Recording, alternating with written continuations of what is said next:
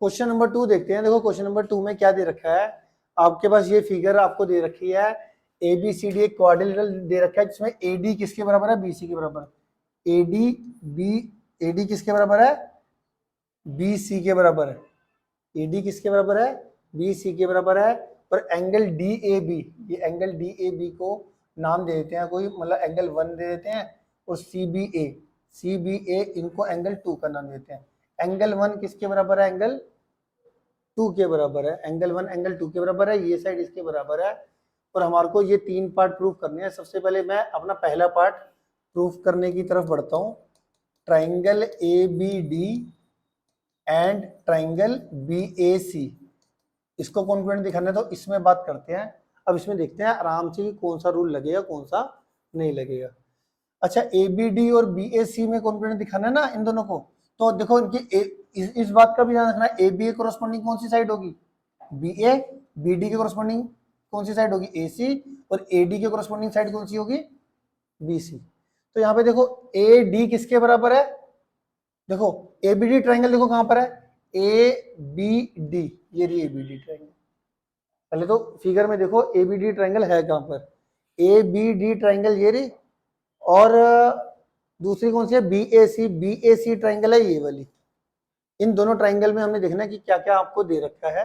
अब ए B D triangle में जो ए डी साइड है और बी ए सी ट्राइंगल में जो बी सी साइड है, ठीक है। तो हमारे पास A D is equal to B C, ये तो गिवन ही था, है ना।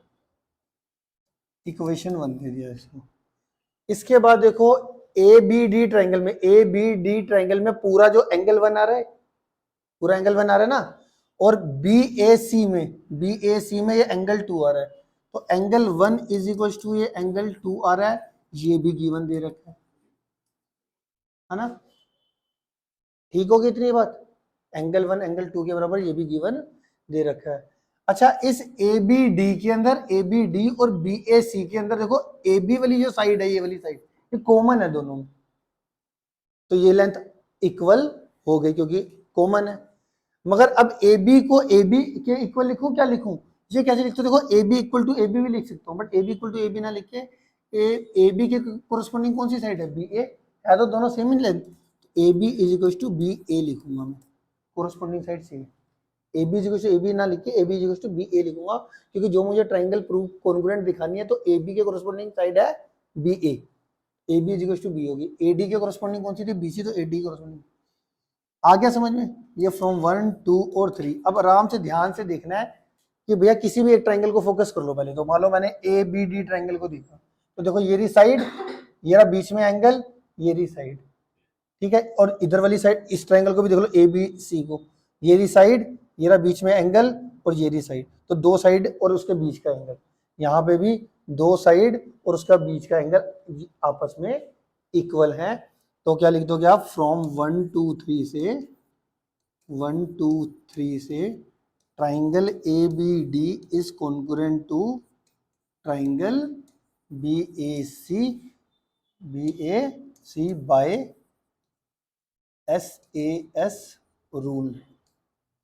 Bye S A S rule से ये दोनों ट्राइंगल क्या हो गई, कॉन्ग्रुएंट हो गई। क्लियर है, आ गया समझ में आपको अच्छे तरीके से। तो ये हमारा सेकंड क्वेश्चन हो गया, जिससे कि हमारा ट्राइंगल कॉन्ग्रुएंट हो गया। ये हमारा फर्स्ट पार्ट प्रूफ हुआ अभी, ठीक है। अब देखो ये जब कॉन्ग्रुएंसी के बाद ज्यादातर सेकंड पार्ट में ना साइड पूछी हुई है। साइड दो बी डी, देखो ऊपर जो पहली ट्राइंगल थी बी डी के कोरस्पॉन्डिंग क्या है, ए सी था ना। पहले वाली जो ट्राइंगल हमने कॉन्ग्रुएंट प्रूफ करी है, बी डी के कोरस्पॉन्डिंग कौन सा है, ए सी। तो बी डी को ए सी के बराबर दिखाना है सेकंड पार्ट में, वो तो सी पी सी टी से ही हो गया।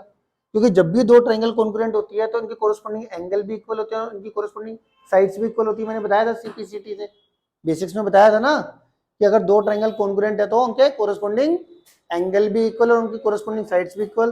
तो जो B D is equal to A C आ गया, तो इसको मैं लिखूंगा, देखो कैसे, इसको मैं लिखूंगा ऐसे।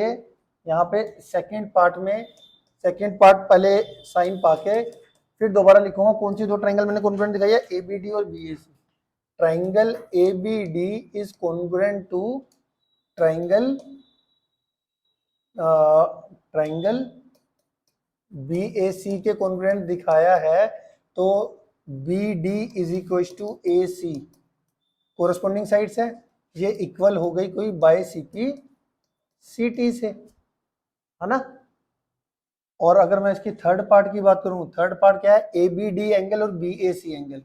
ए बी डी एंगल देखूं कहां पर है, ए बी डी एंगल मतलब ये वाला, इसको मैं नाम देता हूं 3 का, और बी ए सी ये हो गया हमारा एंगल 4 का।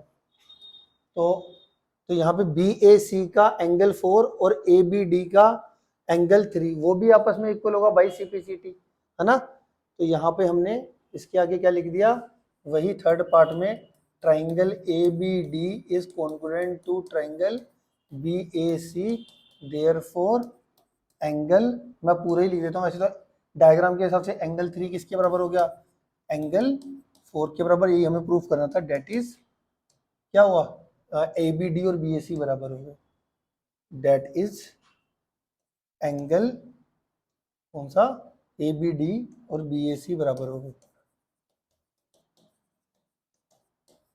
तीसरा पार्ट भी इक्वल हो गया, क्लियर है, ठीक है।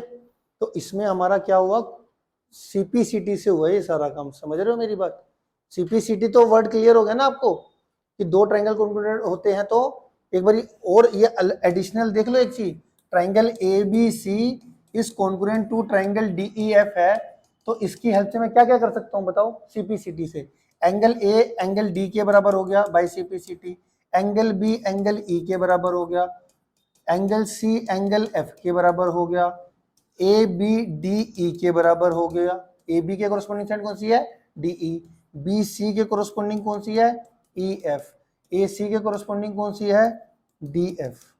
ये आपस में इक्वल, ये सारी की सारी चीजें बाय सीपीसीटी से इक्वल हुई है, क्योंकि ये corresponding parts of congruent triangle है जो कि इक्वल है। ठीक है जी, आ गया समझ में।